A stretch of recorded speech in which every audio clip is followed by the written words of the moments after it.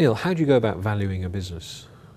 Well, Dave, it depends, I guess, what you want to value a business for. I mean, people want to value their businesses for several reasons. You know, you could be looking at life insurance for, you know, for your kids or whatever, or you could be looking at, you know, if somebody who's getting divorced, they could be looking for an academic valuation to enable them to value the relative assets in the estate. Or, you know, the most common one really, I guess, is looking to sell your business. And if you're looking to sell your business, you'd want to, I guess, have a valuation done. So tell me about that then. If I did want to exit the business, you know, where do I go? How do I do it? You know, how am I going to find out what it's worth? Well, I mean, ultimately, it depends. It really depends on the size of the business and who you're selling it to. But you know, there are a number of ways of valuing a business. You can use complex financial modelling.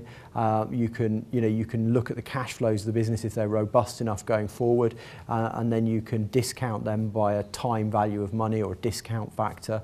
There's quite a lot of, you know, academic ways of doing it. What you do then is you find out how much money that cash flow is worth to a potential purchaser. And actually, in a lot of ways, that's the way a PLC would value a business, or actually, it's the way a large PLC, would evaluate any project that they do, regardless of whether it's buying a business or whether it's buying a new piece of machinery. They'd discount the future cash flows, and then they'd feed that back using their cost of capital to find out whether that project is a good project for them to do or a bad project for them to do. And venture capitalists, private equity players, when you're looking to a management buyout, employ a similar way of valuing a business. But ultimately, if you're selling a business to a trade player from your perspective, all of those exercises are only really academically interesting. What is the absolute heartbeat of genuinely being able to value your business and estimate a price you would get is understanding who's going to buy it and what they pay for businesses.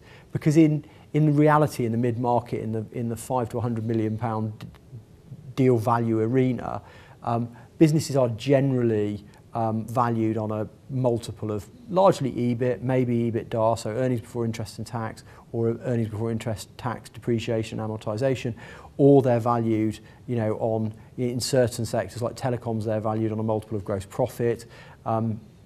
In document storage, there's a multiple of turnover from secure revenues.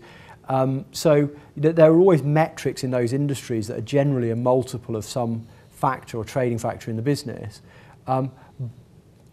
But it all comes down to whether or not there are a number of potential purchasers who are actually interested in your business or not.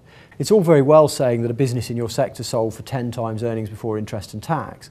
However, you know, unless that person wants to buy your business as well, or there is other people wanting to buy your business as well, then it doesn't really mean very much.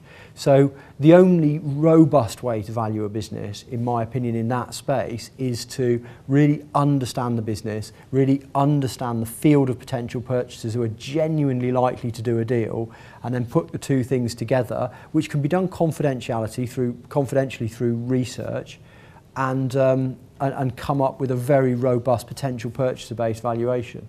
How can I find out more about this? Well, there are a number of websites. Most notably, I think there's corporatefinanceTV.com, which has a huge amount of tutorial videos and and help and advice, and also interviews with people who buy businesses, interviews with people who've sold businesses.